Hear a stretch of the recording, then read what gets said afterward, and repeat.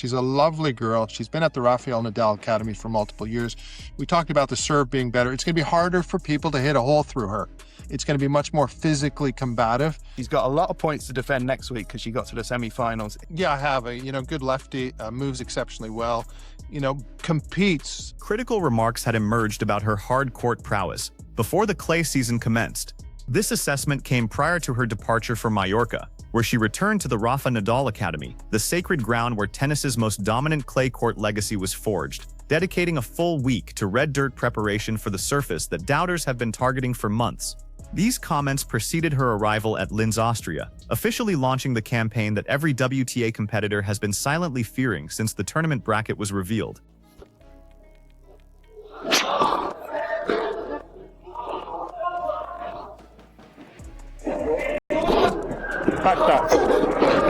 His declaration identified her as potentially the most challenging opponent across the entire WTA circuit on this particular surface. Not necessarily the most difficult to defeat, but the most demanding to face, and this distinction carries significant weight. Rusedski, himself a southpaw who built his entire professional career understanding the devastating impact of left-handed serves on opponents, recognizes the unique angles they create, the psychological warfare they wage, and why they register differently in a returner's consciousness than any right-handed delivery ever could. His expertise lends absolute authority to these pronouncements, and WTA rivals are absorbing this assessment with genuine concern. Ostapenko feels the pressure.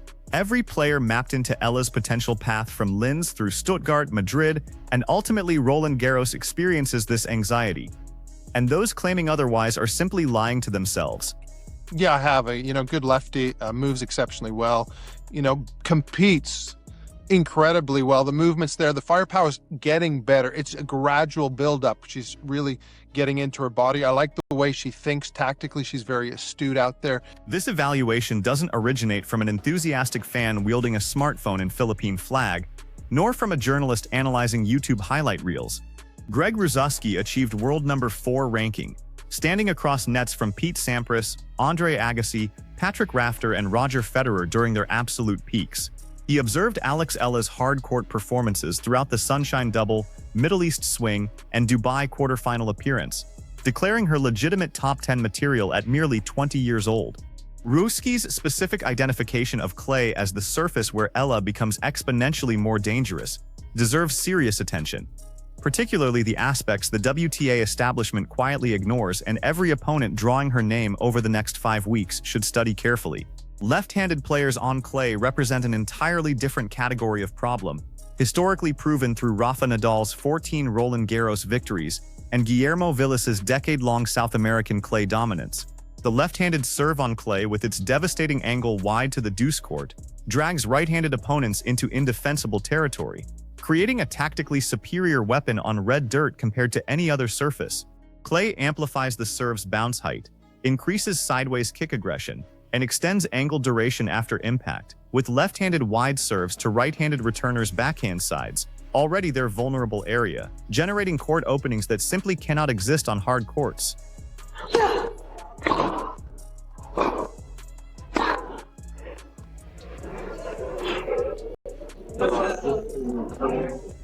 Alex Eala's left-handed serve, accurately identified by Brad Gilbert as her current weakest element and exposed by Carolina Muchova in Miami, is positioned to become dramatically more effective on a surface that naturally amplifies every left-handed advantage.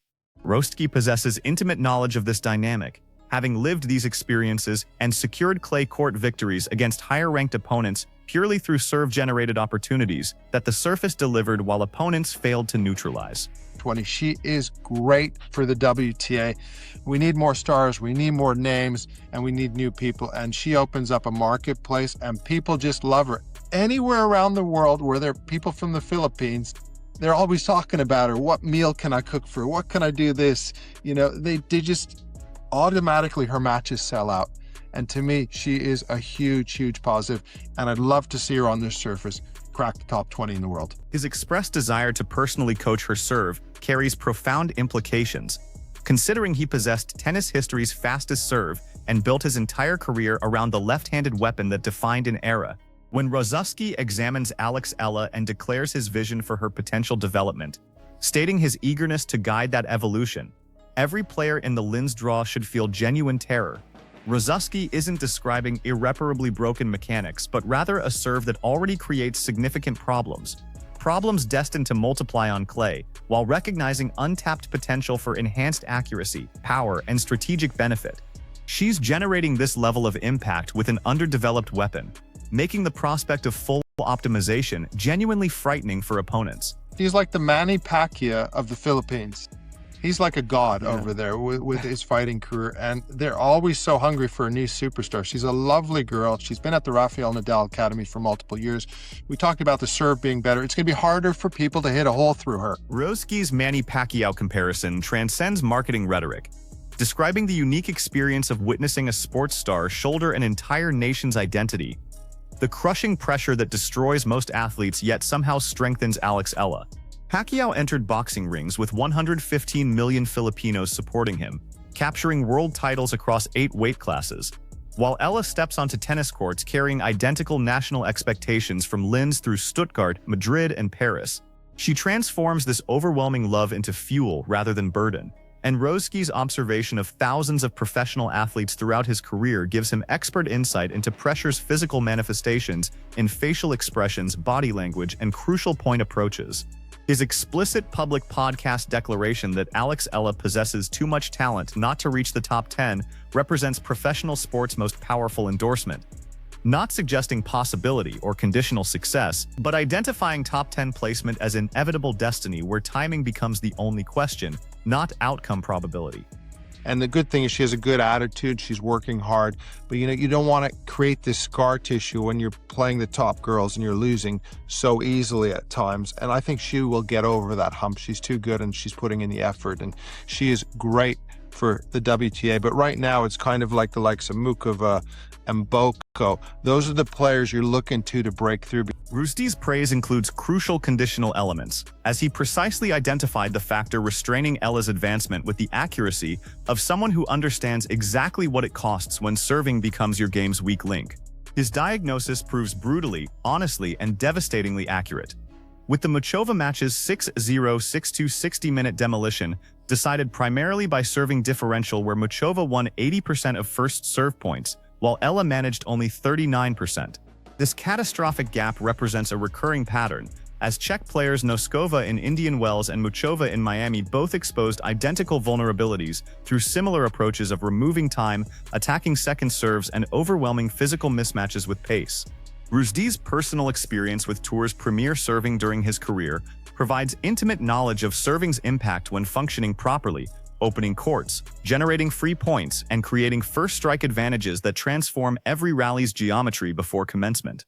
He understands opponents' feelings when serving falters and directly communicates to Eala and the WTA that serving represents the gateway where improvement transforms top 10 placement from question to certainty.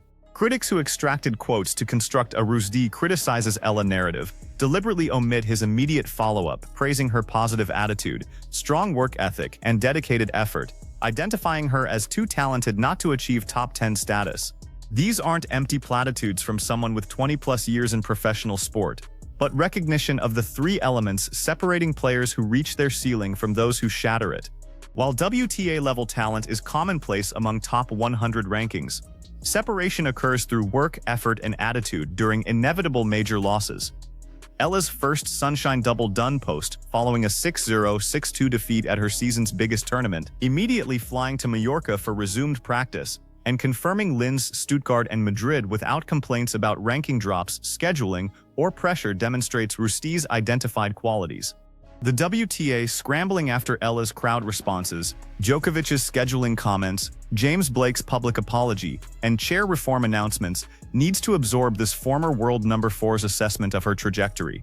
The Linz draw potentially places Ostapenko next after Graver, presenting 2017 French Open champion and former Linz champion who defeated Swiatek, Alexandrova, and Sabalenka at 2025 Stuttgart on this exact surface as the most challenging possible second-round opponent.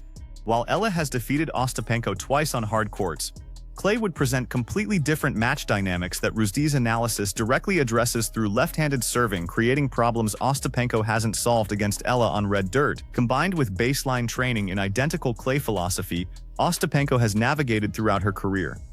Eala's statement expressing excitement for clay court swing and identifying significant improvement room represents the WTA Tour's most dangerous declaration, with a world number 46 player already holding victories over Swiatek, Goff, Keys, Paulini, and Linette claiming substantial development potential on a barely explored surface, with a left-handed serve that a former world number 4 believes could become significantly more accurate and powerful through additional work, carrying 0 defending points between Linz and Roland Garros. Rusedski evaluated these factors on the Off-Court podcast, considering left-handed clay advantages, attitude, work ethic, and improvement potential, before declaring her the real deal, destined for top 10 placement, as too talented not to succeed, potentially becoming Clay's most challenging tour opponent, while haters assumed this surface provided safety. The WTA's Court 6 Melbourne assignment watched her crowds overflow assigned venues, witnessed Djokovic's press conference defense of her scheduling, observed chair reform announcements, and saw tournament director apologies with promises for improvement, while a former world number 4 left-hander who understands left-handed game potential stands on podcasts telling the world that Clay season hasn't begun yet, declaring real deal status, top 10 inevitability, and too good not to succeed while she's already in Linz. If Rusedski's prediction energizes your support for Alex Eala's journey from Austria to Roland Garros, demonstrate that enthusiasm through likes, subscriptions, and notification activation as Ostapenko awaits in round 2 and Clay season officially commences.